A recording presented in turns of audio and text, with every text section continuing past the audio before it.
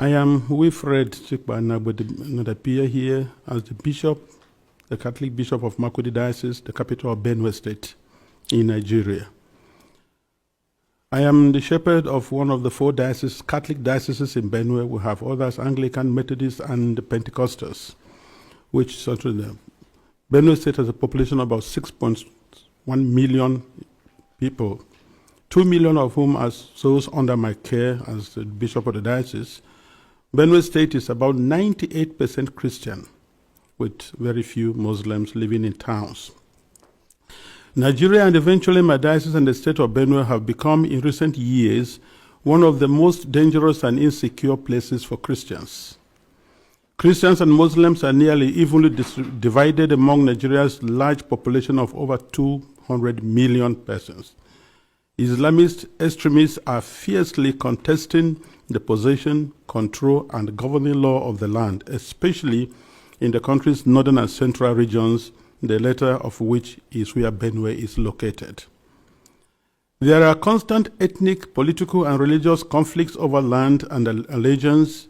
Constitutionally, we are a secularist country, but our unity has been fragile. Political and religious actions and even public speech have been carefully managed to avoid accusations of religious bias and political tensions. Today, the clear influence of Islamist extremists has changed the traditional social dynamics of tribe, ethnicity, religion, and the social status in Nigeria. Because just recently, at the beginning of the Ramadan fast, 12 states in northern Nigeria have declared closed schools so that they attend to this. And you can imagine which other country in the world does that. Saudi Arabia is not doing it. Afghanistan is not doing it. Baghdad is not doing it, but then Nigeria is practicing. What kind of Islam are they practicing? 12 states, and not only Muslims are living in these places. What happens with the educational program or curriculum of the country? But this is what we are going through every day in Nigeria. A long-term Islamic agenda to homogenize the population has been implemented over several presidencies through a strategy to reduce and eventually eliminate the Christian identity of half of the population.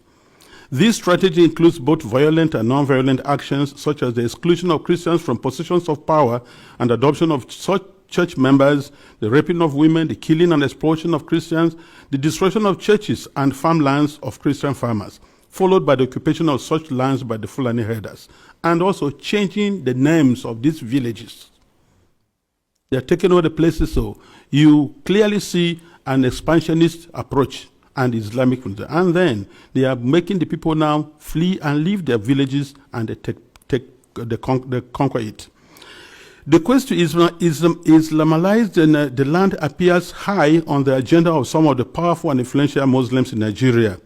There is a campaign to take land to spread Islam, and there is the hemorrhaging of Christian farmers from the central region of Nigeria and Benue State, and Makurdi Diocese in particular, as they are forced to abandon fertile lands that used to feed the nation, which classify Benue as the food basket of the nation. Militant Fulani herdsmen are terrorists destroying society. They steal and vandalize, they kill and boast about it. They kidnap and rape, and they enjoy total impunity from the elected authorities. None of them have been arrested and brought to justice. This is supported by the corrupt system in which we operate and the abject poverty among us, which allow the criminals to easily attract more recruits and prey on more victims. Why is this happening? Is it really a religious war? Like in the past, many jihadists are motivated less by religion than by spoils of war and use their religion to impose themselves.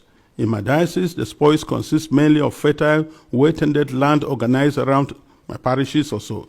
The jihadists come and adopt and kill the priests, leaving thousands without support and basic human services. And of course, when they disperse the people, the inhabitants, or the citizens, or the people of the lands, they take over.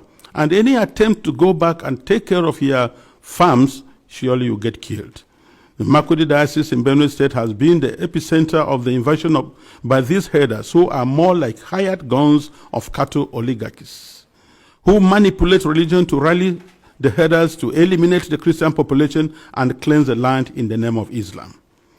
This objective is behind the relentless attacks against Benue's villages.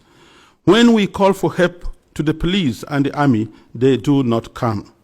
At the end of 2024, several villages were warned by the attackers of the upcoming violence, and the leaders called the police for defense ahead of time, but they did not come, and the Christian massacres, almost customary, took place, killing hundreds in Plateau and Benue, with the worst massacre claiming 47 people.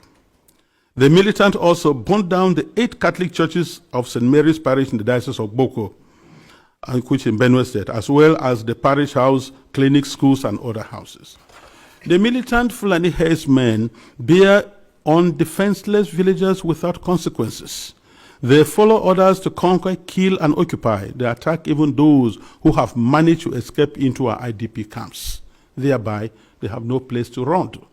And it is unfortunate that the police system in Nigeria, orders have to come from above. And such that once there's a call, and they say they have never responded. And by the time they arrive, these people have left, and the people are now living in the pool of their blood. What I have recounted above is happening not only in Benue State. I believe our experience in Benue is symptomatic of what is happening elsewhere in large parts of Nigeria. The experience of the Nigerian Christians today can be summed up as that of a church under Islamist extermination. It is frightening to live there. Apart from the violent campaigns and attacks against Christian villages, there are now attempts by the Islamic Council of Nigeria and various Islamic groups to impose Sharia law on the Christian populations. Already, 12 states in the north of Nigeria are under this sectarian religious law, and attempts to extend the same to the south of Nigeria, which they have started. This month, governors in the north decided appropriately to close all schools and education institutions during the months of Ramadan, leaving millions of students without learning opportunity for 5 weeks.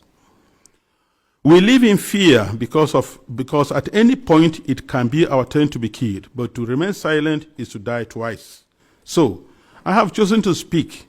I speak on behalf of the millions who are in the camps. In Benue State, in Makurdi Diocese alone, in my diocese, I have about 9 camps.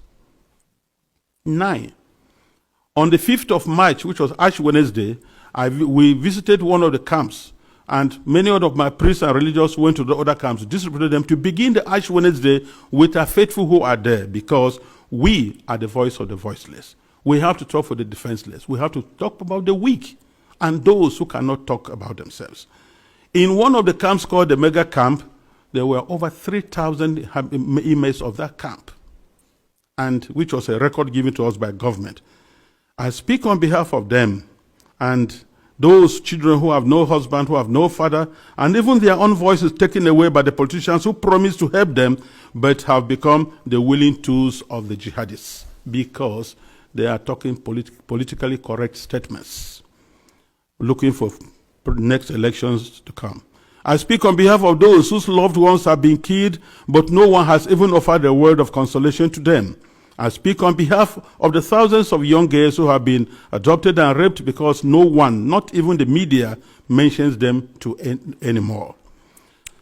Foremost, I speak on behalf of my flock who are unable to worship freely and unable to return to their ancestral farms and homes because that land has been ruthlessly taken from them by the armed herdsmen. And where they say they want to live in peace with the natives, if you must farm, you have to pay tax to hire the land which belongs to you. That is slavery, to say the least about it. As prosperous Nigeria is in the African continent, and I tell you, if there's outbreak of war in Nigeria, no country around us, Chad, Niger, Ghana, Guinea, Togo, no country can contain the population that will flee to these places. No country can be able to house over 5 million refugees. It's not possible because of that. And if 1 million refugees run to Chad and Niger, they'll collapse that country because there'll be no plan to take care of them. So we have to be very careful. Today, I urge you all to use every means within your mandate to start developing a strong and good relationship with Nigeria, where you know that when you speak of human dignity, You are also speaking of the same God-given right you believe is unalienable. Consider that Nigeria can be your ally, but it cannot be one where half the population is in the process of being murderously eliminated. Work with us, the churches, and other Nigerians of goodwill. We are working for a peaceful and prosperous society, and our desperate plight has been set aside U.S. policy for too long, to the cost of thousands of lives. Concretely, I request and I plead, I ask you to redesignate Nigeria as a country of particular concern.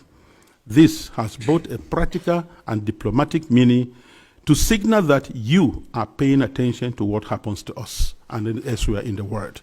Because the policies the government is trying to put in place, so that to return the IDPs, build camps for them, relocate them from their homes, it is not durable and it will not work, because the government has already the population that is not able to take care of. And then you have over millions of people in the camps, and you want to relocate them to where?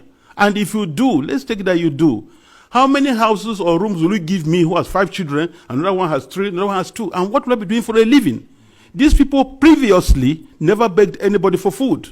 They were managing their lives, training their children, and building their homes. So nobody should have deceived us on the guys that you're going to resettle the IDPs. They have no jobs.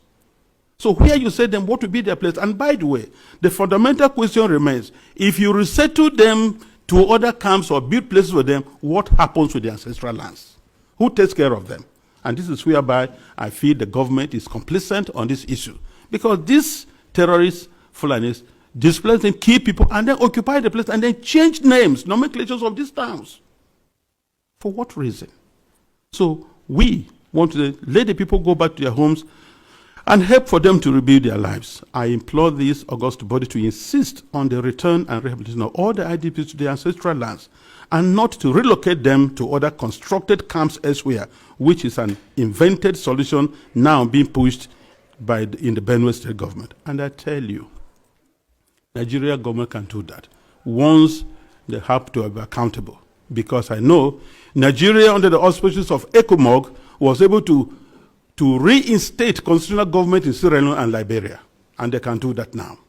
We have the capacity, but because the leaders that are not prepared. And I think that's whereby I look, it's not just, conspiracy of silence, it is aiding, abetting, and supporting these terrorists to keep doing their work. This is my plea. Thank you very much for this attention.